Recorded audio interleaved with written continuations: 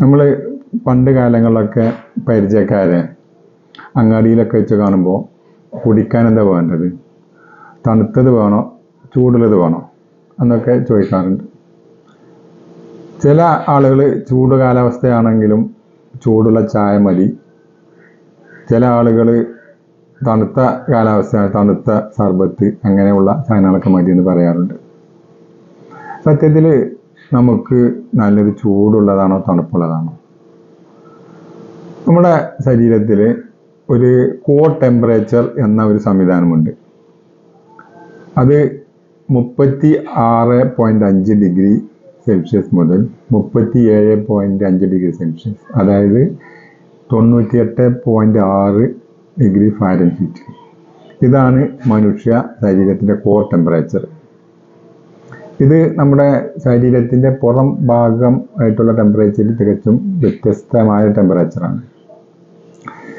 നമ്മൾ സത്യത്തിൽ വേണ്ടത് കോർ ടെമ്പറേച്ചറിനോട് അടുപ്പിച്ചുള്ള താപനിലയുള്ള ഭക്ഷണ പദാർത്ഥങ്ങളാണ് മനുഷ്യ ശരീരത്തിന് ഏറ്റവും നല്ലത്. വളരെ ചൂടുള്ള ഭക്ഷണം കഴിക്കുമ്പോൾ അന്നനാളത്തിന് പോറലേൽക്കാനും അതേപോലെ തന്നെ ആമാശയത്തിൽ ബ്ലീഡിംഗ് ഉണ്ടാകാനും മുറിവുണ്ടാകാനും ഒക്കെ സാധ്യതയുണ്ട്. മാത്രമല്ല വളരെ ചൂടുള്ള ഭക്ഷണ പദാർത്ഥങ്ങൾ ഒരു ഇറിറ്റേഷൻ സംഭവിപ്പിക്കുന്നുണ്ട്.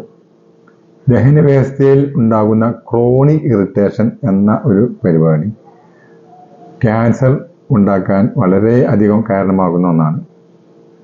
അതുപോലെ തന്നെയാണ് വളരെ തണുത്ത ഭക്ഷണ പദാർത്ഥങ്ങൾ കഴിക്കുമ്പോൾ അന്നനാളത്തിലെ ദഹന ജ്യൂസുകളുടെ അളവ് കുറയുന്നു, ആമാശയത്തിലെ ഗ്യാസ്ട്രിക് ജ്യൂസിൻ്റെ പ്രവർത്തനം കുറയുന്നു, ദഹനം മന്ദഗതിയിലാവുന്നു.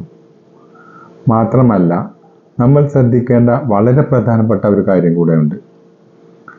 വളരെ പെട്ടെന്ന് ചൂടുള്ളതോ തണുപ്പും മാറി മാറി കഴിക്കുന്നത് ഞാൻ മുമ്പ് പറഞ്ഞ ഒരു ക്രോണിക് ഇറിറ്റേഷന് കാരണമാകുന്നുണ്ട്. ഇത് ഭാവിയിൽ ട്യൂമർ ഉണ്ടാക്കാനുള്ള സാധ്യത കൂടുതലാണ്.